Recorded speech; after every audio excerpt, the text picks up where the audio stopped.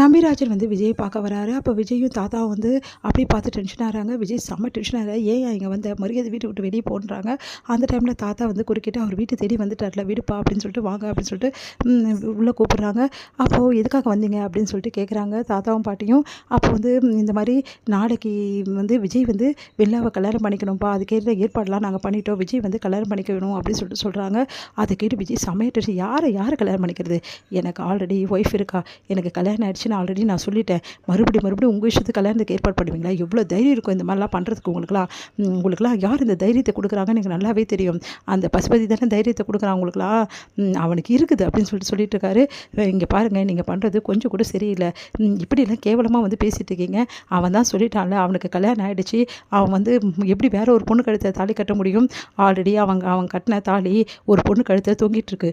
அப்போ இன்னொரு பொண்ணு கழுத்தை தாலி கட்ட சொல்லிங்களே, இதெல்லாம் உங்களுக்குலாம் வந்து அசிங்கமாக தெரியலையா அப்படின்னு சொல்லிட்டு பாட்டி கேட்குறாங்க. அதை கேட்டுட்டு நீங்கள் சொல்கிறதெல்லாம் சரிதாம்மா, ஆனால் என்னோட மருமகளை என்னால் சமாதானப்படுத்த முடியலையே. அவள் சொல்லிட்டா, ஒரு வேளை விஜய் என் கழுத்தை தாலி கட்டலைன்னா அடுத்த நிமிஷமே இந்த உலகத்தில் இருக்க மாட்டேன்னு சொல்லிட்டு நீங்களே சொல்லுங்கள். என் மருமகளை நான் வந்து மேலே அமுச்சு வைக்க முடியுமா? என் அக்காவையும் என் மாமாவும் தான் என்னால் காப்பாற்ற முடியல, என் மருமகளையாவது நான் காப்பாற்றிக்கணும்லம்மா. அதனால தாம்மா நான் இந்த முடிவுக்கு வந்தேன். எனக்கு என் மருமக தாம்மா முக்கியம், மீதியெல்லாம் அப்புறம் தாம்மா அப்படின்றாரு. ஓ மருமகளை காப்பாற்றணுன்னா என்ன வந்து என்ன வேணாலும் பண்ணலாம் நினச்சிட்டு இருக்கியா? இங்கே பார், உனக்கும் சொல்கிறேன், உன் மருமகளுக்கும் சொல்கிறேன், தேவையில்லாத பிரச்சனையெல்லாம் பண்ணிட்டுதீங்க, நல்லா இருக்காது. எந்த தைரியத்தில் உங்களுக்கு வந்து இந்த மாதிரி கல்யாணம் ஏற்பாடு பண்ணுவீங்க? உங்களுக்குன்னா அவ்வளோ தைரியமா?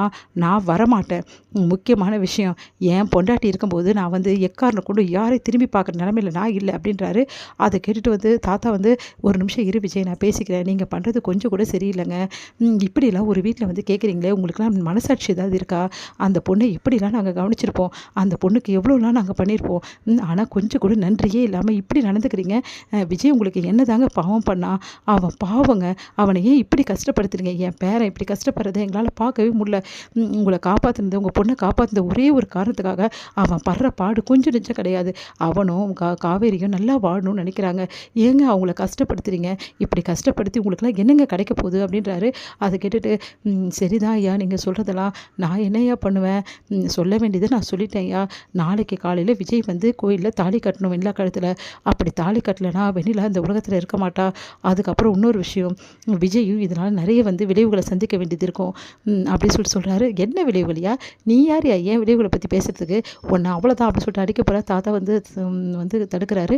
இருப்பா பேசிக்கலாம் அப்படின்னு சொல்லிட்டு, இங்கே பாருங்கள், நாளைக்கு என் பேரெல்லாம் வரமாட்டான், தாலியெல்லாம் கட்ட மாட்டான், தேவையில்லாத வேலையெல்லாம் பண்ணாமல் போய் அவங்க அந்த கும்பல்கிட்டே சொல்லுங்கள் இந்த மாதிரி எதுவும் நடக்காதுன்னு சொல்லிட்டு, முதல்ல நீங்கள் போங்க, என் பேரன் டென்ஷன் ஆகிற அவங்கள பார்த்தோன்னே ஐயா நான் சொல்கிறத கேளுங்க, நாளைக்கு வந்து விஜய் காலில் கோயிலுக்கு வரணும், வந்து வெளில கல்யாணம் பண்ணிக்கணும். அப்படி கல்யாணம் பண்ணிக்கலன்னா பெரிய விளைவுகளை நீங்கள் எல்லாரும் சந்திக்க வேண்டியது இருக்கும் அப்படி சொல்லிட்டு போகிறாரு.